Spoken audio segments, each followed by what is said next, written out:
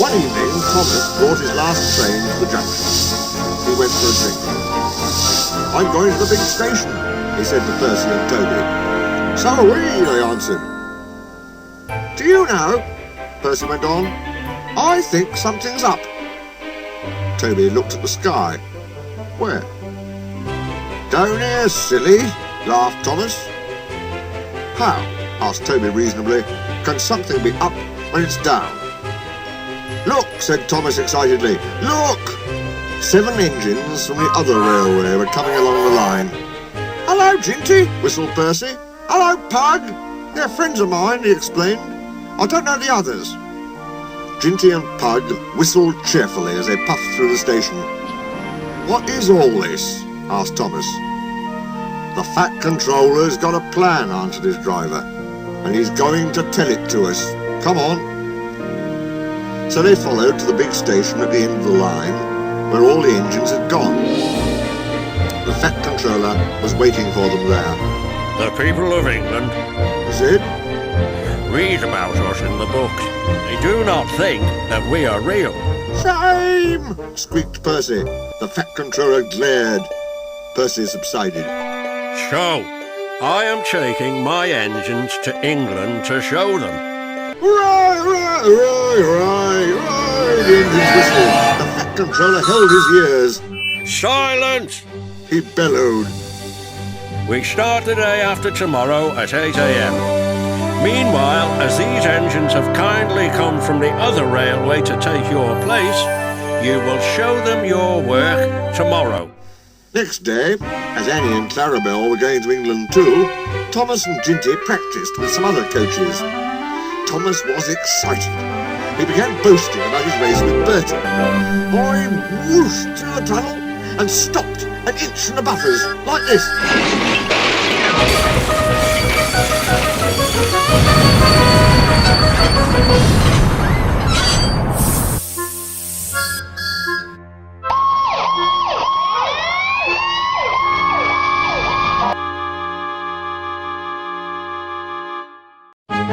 They telephoned the Fat Controller. "I'll send up some men, He said, but if they can't mend Thomas in time, we'll go to England without him." Next morning, the engines waited at the junction. Toby and Percy were each on a truck, and Duck had pushed them into place behind Edward. Henrietta stood on a siding. The Fat Controller had called her A curiosity. "I wouldn't dream of leaving you behind. he said. I'll fit you up as my private coach." She felt very grand. Gordon, James and Henry were in front. They whistled impatiently. The Fat Controller paced the platform. He looked at his watch. 1 minute more. He said, turning to the guard. "Beep, beep, beep!" whistled Thomas, and panted into the station. Annie and Clarabelle twittered anxiously. "We hope we're not late. It isn't quite 8. "Thomas, said the Fat Controller sternly. I am most displeased with you. You nearly upset my arrangements." Thomas, abashed, arranged himself in the coaches behind Duck, without saying a word. The Fat Controller climbed into Henrietta. The guard blew his whistle and waved his flag. The engines whistled, "Look out, England! Here we come!"